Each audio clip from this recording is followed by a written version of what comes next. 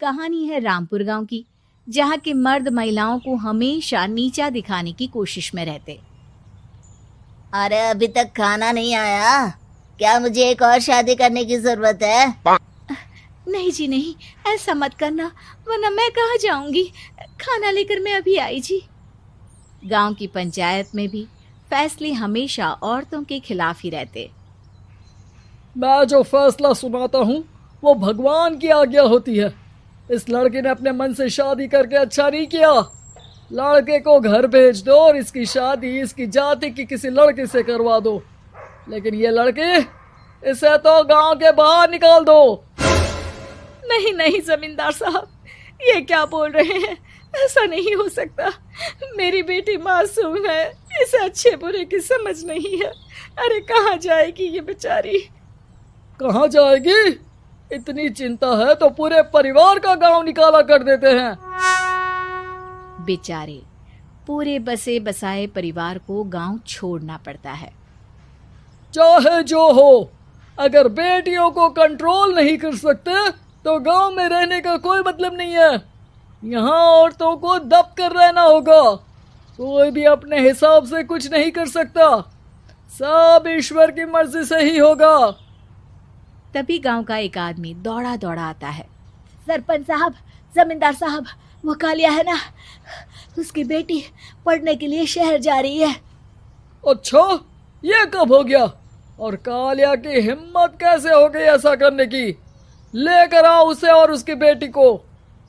बस फिर क्या था, हाजिर हो जाते हैं कालिया और उसकी बेटी सरपंच के सामने। अरे कालिया, ये क्या सुनने में आ रहा है?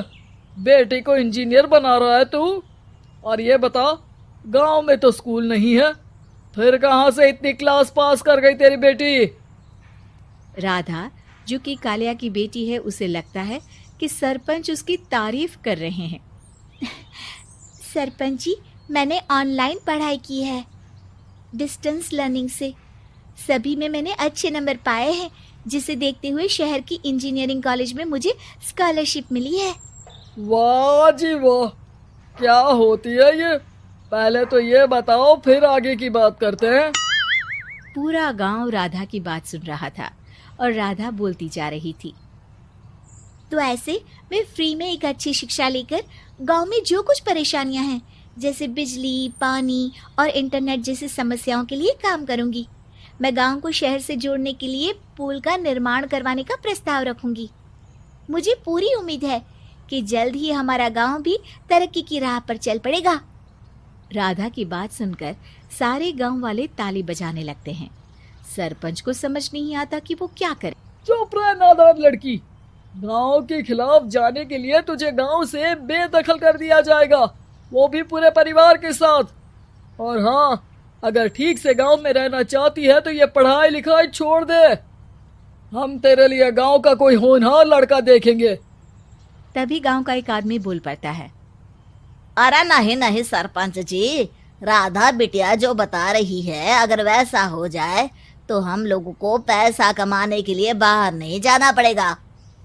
हाँ जी, और ना ही कोसों दूर पानी के लिए भटकना पड़ेगा। हमारे बच्चे भी अच्छी पढ़ाई कर सकेंगे और आगे बढ़ेंगे, ना कि हमारी तरह खेती करते बैठेंगे। क्यों गांव वालों, राधा बिटिया का साथ देना चाहिए ना।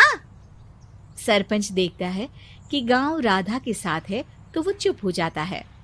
वो घर आकर अपने सलाहकार से बात करता है, जो बहुत ही चालाक किस्म का इंसान होता है।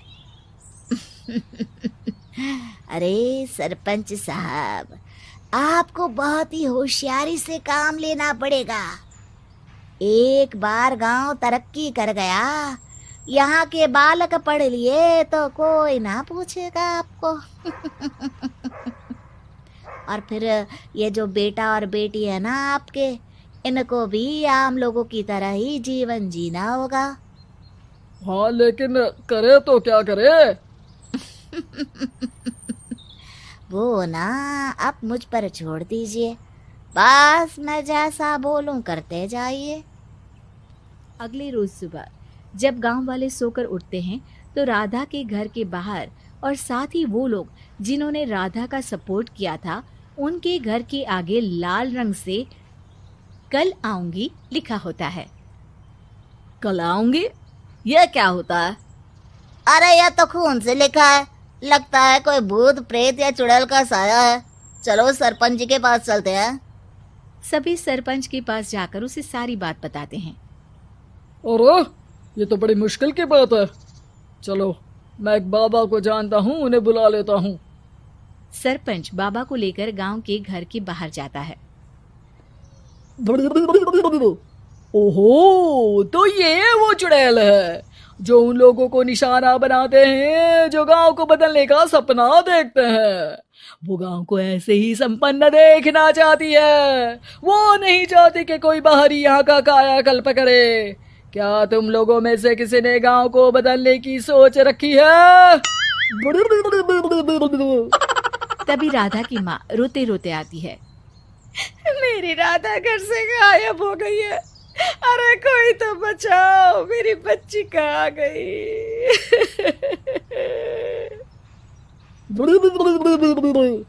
ले गई वो चुड़ैल, तेरी बच्ची को ले गई।